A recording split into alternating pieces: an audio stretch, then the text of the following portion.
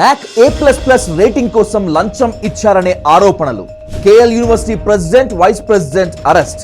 మరో 8 మందిని అరెస్ట్ చేసిన సిబిఐ అధికారులు. 37 లక్షల రూపాయల నగదు, 6 ల్యాప్టాప్లు, ఐఫోన్ స్వాధీనం. లంచాల ఆరోపణలపై సిబిఐ దర్యాప్తు వేగవంతం. ఎఫ్ఐఆర్లో 14 మంది పేర్లు.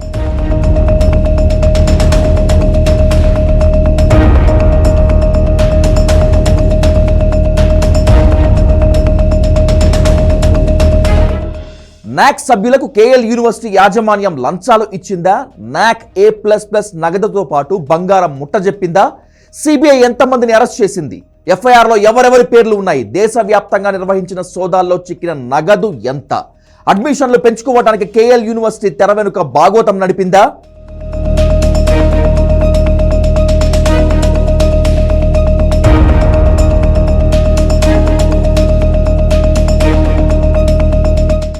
కేఎల్ యూనివర్సిటీ అడ్డంగా బుక్ అయింది. నాక్ అక్రిడేషన్ కోసం లంచాలు ఇచ్చారంటూ యూనివర్సిటీ అధికారులపై ఆరోపణలు వచ్చాయి. గుంటూరు జిల్లా కేంద్రంగా పనిచేస్తున్న కేఎల్ఈఎఫ్ యూనివర్సిటీపై సిబిఐ కేసు నమోదు చేసింది. KL University president, vice chancellor సహా 10 మందిని అరెస్ట్ చేసింది. తమ ఎడ్యుకేషనల్ ఇన్స్టిట్యూషన్స్ కు అనుకూలమైన రేటింగ్ ఇచ్చేందుకు నాక్ టీమ్ సభ్యులకు కేఎల్ యూనివర్సిటీ నిర్వాహకులు డబ్బు ఇచ్చారనే ఆరోపణలు వచ్చాయి.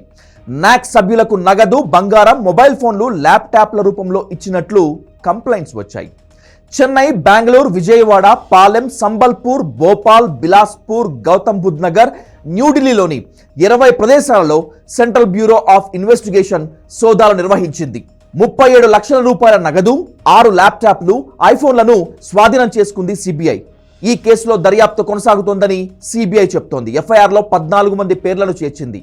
A1గా ప్రెసిడెంట్ కోనేరు సత్యనారాయణ, A2గా వైస్ ఛాన్సలర్ జేపీ సారథి వర్మ, A3గా వైస్ ప్రెసిడెంట్ కోనేరు రాజా హరీన్, A4గా హైదరాబాద్ క్యాంపస్ డైరెక్టర్ రామకృష్ణ, A5గా నాక్ మాజీ deputy adviser doctor L మంజునాథరావు, A6గా Bengaluru విశ్వవిద్యాలయం ప్రొఫెసర్ ఎం హనుమంతప్ప, A7గా నాక్ సలహాదారు ఎంఎస్ శ్యామ్ సుందర్ పేర్లను చేర్చారు. వీరితో పాటుగా A8 స్థానంలో NAAC inspection committee chairman Ramachandra Chandravanshi, university vice chancellor Samarendranath Saha, A9గా జవహర్లాల్ నెహ్రూ విశ్వవిద్యాలయం ప్రొఫెసర్ రాజీవ్ సిజారియా, A10గా నాక్ కమిటీ సభ్యుడు Bharat institute of law dean D Gopal, A11గా Jagran Lakecity university dean Rajesh Singh Pawar, A12గా నాక్ కమిటీ సభ్యుడు Bajaj institute of technology and management director Manas Kumar Mishra, A13గా నాక్ కమిటీ సభ్యులు దావణగెర విశ్వవిద్యాలయం ప్రొఫెసర్